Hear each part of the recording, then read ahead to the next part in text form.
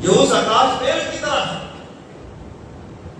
تو میرے محترم سامعین، سمجھانے کے لیے کہتا ہوں یہ ہمارا دل ہے، تاکہ بات سمجھ آ جائے۔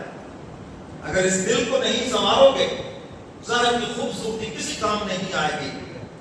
ابو لہب کی ماں کہتی تھی میرا بیٹا ابو لہب، لہب کا معنی شعلہ ہے، اس کا چہرہ شعلے کی طرح چمکتا تھا، بڑے ناز سے کہتی تھی میرا بیٹا بڑا خوبصورت ہے، اس کے چہرے کے اوپر شعلہ چمکتا ہے، مگر میں اس خوبصورتی کو کیا کروں جو میرے کملی والے پیغمبر کو نہ پہچان سکے۔ قربان جاؤں اس بلال حبشی کے اوپر، قربان جاؤں سیافام اس حبشے کے غلام کے اوپر، باوجود ظاہری خوبصورتی نہیں ہے لیکن اندر کی خوبصورتی ایسی ہے کہ چلتا مکے کی گلیوں میں ہے اور اس کے چلنے کی آواز جنت کے محلات میں آ رہی ہے۔ یہ ہے اندر کی خوبصورتی۔ بلال حبشی کا خاندان نہیں مکے میں، کالے رنگ کے ہیں، موٹے ہونٹ ہیں، ظاہری خوبصورتی نہیں، مگر اندر کے کتنے خوبصورت ہیں۔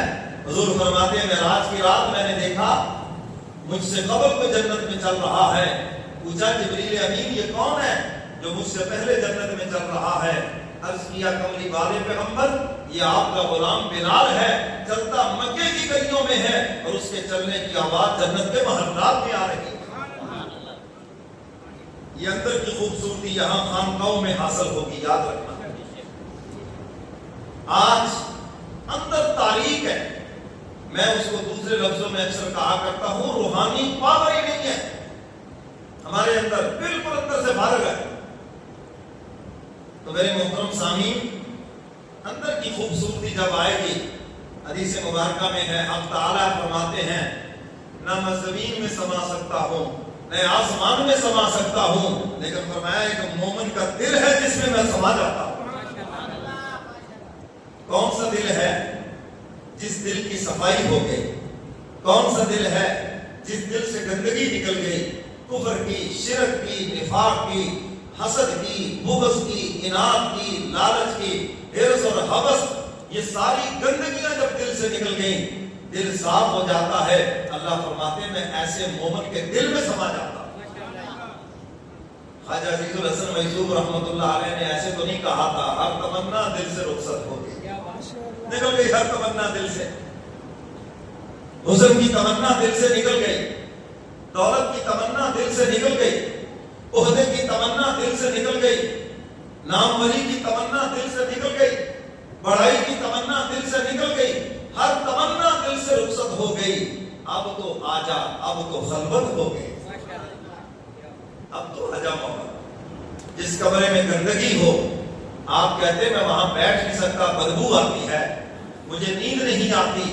جس دل کے اندر گندگی ہو، اللہ بھی اس دل کے اندر نہیں آتے، چاہے وہ گندگی دولت کی محبت کی ہو، چاہے وہ گندگی حسن کی ہو، چاہے وہ گندگی کسی عہدے کی محبت کی ہو، چاہے وہ گندگی مسلمان کی نفرت کی ہو، چاہے وہ گندگی حرص اور ہوس کی ہو، جیسی بھی گندگی ہے، جس دل میں گندگی ہے اللہ کبھی بھی اس دل میں نہیں آئیں گے۔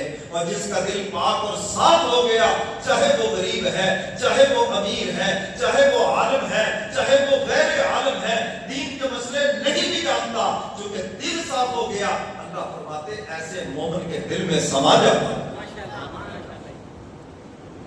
تو یہ بات سمجھ آئی کہ نہیں؟ میرے محترم سامعین، ظاہری طور پر تو اللہ کہتے ہم نے خوبصورت بنا دیا آپ کو، آپ سے زیادہ خوبصورت ہے ہی کوئی نہیں، مقابلہ حسن کوئی مخلوق آپ سے کر ہی نہیں سکتی۔ اچھا بھی انسانوں میں تو مقابلہ ہوتا ہے، عورتوں میں ہی ہوتا ہے، مردوں میں تو کم ہی ہوتا ہے مقابلہ حسن۔ کبھی کسی نے کہا جی بھینس کا اور ایک انسان کا مقابلہ کرے سونا کیڑا ہے؟ بولو بھائی، ہرنی کا مقابلہ کرے تو خرگوش کو لے آئے، جتنے بھی جانور ہیں کہے کہ جانوروں کا اور انسان کا مقابلہ کر کے کون خوبصورت ہے؟ آج تک نہ ہوا نہ قیامت تک ہوگا، اس لیے کہ ساری دنیا مانتی ہے کہ انسان سب سے خوبصورت ہے۔ تو ظاہری اعتبار سے اللہ فرماتے ہیں ہم نے آپ کو خوبصورت بنا دیا، اندر کو خوبصورت آپ نے بنانا یہ آپ کے اختیار میں ہے۔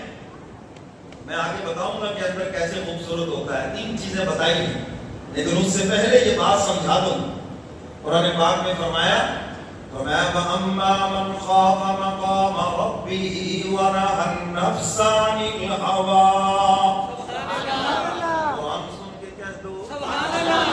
اچھا ہمارے کچھ احباب یوں ہاتھ رکھ کے سوئے ہوئے ہیں, مجھے بیدار کافی آنکھ میں ڈالے مجھے ذرا دل و جان سے سنیں تاکہ قرآن دل میں اترے. کوئی لمبی چوڑی تقریر نہیں. ہاں ہمارا چونکہ ٹائم بھی آج تھوڑا ہے, تھوڑے ٹائم کے اندر پوری بات آپ کو سمجھانی ہے.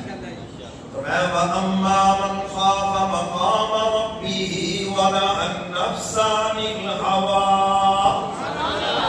اب تعالیٰ فرماتے ہیں جو میرے سامنے کھڑا ہونے سے ڈر گیا اور اپنے نفس کو لگام چڑھا لی. خود پڑھ لینا جا کر, آخری پارہ ہے وَنَهَى النَّفْسَ عَنِ الْهَوَىٰ. وَنَهَى النَّفْسَ عَنِ الْهَوَىٰ. نفسانی خواہشات کو لگام چڑھا لی, نفس کنٹرول کر لیا, جس کی میں بات کر رہا ہوں. وَأَمَّا مَنْ خَافَ مَقَامَ رَبِّهِ وَنَهَى النَّفْسَ عَنِ الْهَوَىٰ. جس نے اپنے نفس کو لگام چڑھا لی, اب تعالیٰ نے خوشخبری سنائی ہے وَإِنَّ الْجَنَّةَ هِيَ الْمَأْوَىٰ. فرمایا یہ ایسے خوش نصیب لوگ ہیں ان کا ٹھکانہ جنت کے اندر ہے. جنہوں نے نفس کو لگام چڑھا لی, فرمایا ایسے لوگوں کا ٹھکانہ جنت کے اندر ہے. اچھا آپ کہیں گے چلو اگر نہ لگام چڑھائیں گے تو پھر کیا ہو گیا؟ پہلے یہی بتا دوں تاکہ اور بھی زیادہ توجہ ہو جائے آپ کی. اگر آپ اس نفس کو لگام نہیں چڑھائیں گے, دل کو کبر کا مرض ہے اور یہ ساتھ ہی لے جائیں, حسد کا مرض ہے یہ ساتھ ہی لے جائیں, بغض کا مرض ہے یہ ساتھ ہی لے جائیں, نفرت کا مرض ہے یہ ساتھ ہی لے جائیں, حرص کا مرض ہے یہ ساتھ ہی لے جائیں, اور اسی طرح حوث کا مرض ہے ساتھ ہی لے جائیں, لالچ اس کا مرض ہے ساتھ ہی لے جائیں, مسلمان کی نفرت دل میں ہے اور یہ چیزیں ساتھ ہی لے جائیں. لکھا ہے کہ جب یہ بندہ ان گناہوں کے ساتھ قبر میں جائے گا تو یہ سارے گناہ باہر نکل کر قبر میں برود بن کر پھٹیں گے اور پوری قبر کے اندر آگ ہی آگ ہو جائے گی. ہر طرف آگ ہی آگ پھیل جائے گی, یہ برود بن کر پھٹیں گے وہاں جا کے. حسد آگ کی شکل میں آئے گا. حدیث مبارکہ میں ہے حاصل کی نیکیاں حسد ایسے کھا جاتا ہے جیسے آگ سوکھی لکڑی کو کھا جاتی ہے. ایسے تو